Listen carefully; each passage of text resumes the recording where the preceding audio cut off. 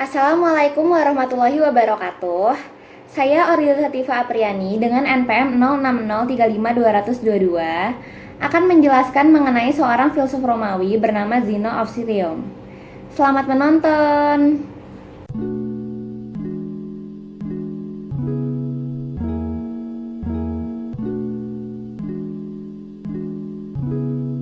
Zeno adalah seorang pemikir Yunani, lahir sekitar 490 sebelum Masehi.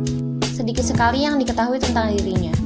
Plato menggambarkan Zeno sebagai orang yang tinggi perawakannya dan berkulit cerah, dan dia disayangi oleh Parmenides.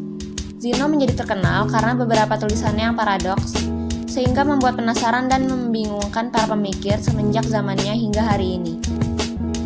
Paradoksnya menantang konsepsi dasar tentang pluralitas, ruang, dan gerak. Menurut istilah matematika, paradoks Zeno diyakini terpengaruh oleh usaha-usaha Pythagoras untuk mengaplikasikan konsep matematika dalam dunia alam. Pemikiran Zeno yang mengandung paradoks itu kemungkinan hilang selamanya. Namun, sejumlah paradoks yang ditulis oleh Zeno berasal dari Aristoteles, di mana Aristoteles mengembangkan dan menolak sebagian paradoks tersebut. Zeno juga dikenal sebagai salah seorang contoh pertama dalam anti-logika. Paradoks-paradoks yang paling banyak mengusik dan membingungkan para pemikir semenjak 2 milenium yang lalu adalah karya-karyanya. 1. Kura-kura dan Achilles. 2. Gerakan anak panah. Dan 3. Argumen dikotomi. Paradoks Achilles dan kura-kura kira-kira seperti ini. Pelari tercepat, A, tidak akan bisa mendahului pelari yang lebih lambat, B. Hal ini terjadi karena A harus berada pada titik B mula-mula, sementara B sudah meninggalkan atau berada di depan titik tersebut. Ketika Achilles berlari dengan kecepatan 1 meter per detik, kura-kura berjalan dengan kecepatan setengah meter per detik. Akan tetapi, kura-kura memulai pertandingan hanya menempuh separuh jarak yang harus ditempuh, yakni jarak yang seharusnya ditempuh 2 km, tetapi kura-kura mengawalinya pada posisi 1 km, sedang Achilles pada titik 0 km. Kura-kura telah mulai berjalan ketika Achilles mencapai tempatnya. Pada saat Achilles telah menempuh jarak 1 km, kura-kura telah berada pada posisi 1,5 km. Ketika Achilles berada di posisi 1,5 km, kura-kura berada pada posisi 1,75 km. Ketika Achilles pada posisi 1,75 km, kura-kura pada 1,875 km. Lalu, pada posisi mana Achilles dapat menyusul kura-kura? Zeno menyatakan bahwa ruang dan waktu adalah sebuah kesinambungan, sehingga jika ada gerakan, maka akan ada gerakan yang sama.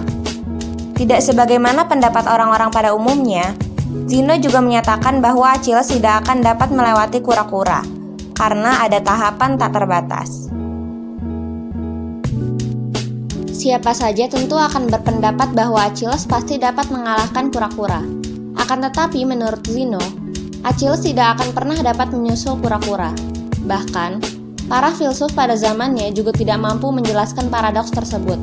Padahal, mereka tahu bahwa kesimpulan tersebut salah.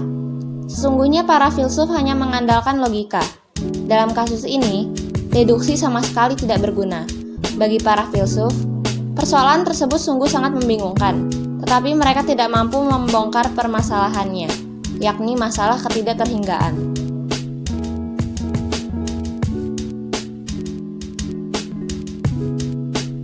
Zeno menceritakan bahwa anak panah dapat merasa terbang karena dilepaskan dari busurnya. Dan pada waktu tertentu, anak panah tersebut dalam keadaan diam dan tidak diam. Jika waktu tidak dapat dibagi, maka anak panah tidak akan dapat bergerak. Oleh karena waktu tersusun dari satuan saat, maka anak panah tidak dapat bergerak pada suatu saat tertentu. Tidak dapat bergerak pula pada waktu tertentu. Dengan demikian, anak panah selalu diam.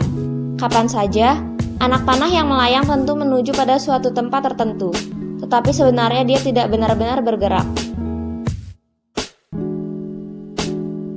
Menurut Zeno, sesungguhnya sebuah ruang kosong yang menimbulkan jarak tertentu, jarak tersebut tidak terbatas. karena masih dapat dibagi lagi ke dalam jarak-jarak yang tidak terbatas jumlahnya. Karena jarak tertentu tersebut masih dapat dibagi lagi menjadi titik-titik yang tidak akan pernah habis. Jika gerak itu memang ada, maka pelaku gerak yang akan menempuh suatu jarak tertentu terlebih dahulu harus menempuh setengah jarak dari jarak tersebut, sehingga menuju titik yang tidak terbatas. Dan orang yang bergerak itu tidak akan sampai di garis akhir dari jarak yang akan ditempuhnya. Dengan demikian, gerak tersebut merupakan hal yang mustahil. Zeno juga menyatakan bahwa benda yang bergerak terlebih dahulu harus bergerak setengah jarak dari jarak yang akan ditempuhnya. Baru setelah itu jarak sisanya. Maka, jika sebuah titik bergerak dari posisi 0 ke posisi 1 pada garis bilangan, maka posisinya mencapai setengah, selanjutnya 3/4, selanjutnya 7/8 dan seterusnya. Dalam tahap N, maka akan berada pada posisi 1-12N. Dengan demikian, tidak ada N hingga 1-12N sama dengan 1. Dengan demikian, gerakan titik tidak akan pernah berada pada posisi 1. Pendapat Zeno tersebut selama 20 abad lebih tidak dapat dipecahkan secara logis, dan baru dapat dipecahkan setelah para ahli matematika merumuskan definisi limit dari hitungan tak terhingga. Para filsuf dan ahli matematika juga telah banyak memperdebatkan tentang sifat paradoks tersebut, baik dari sudut pandang metafisika maupun matematika.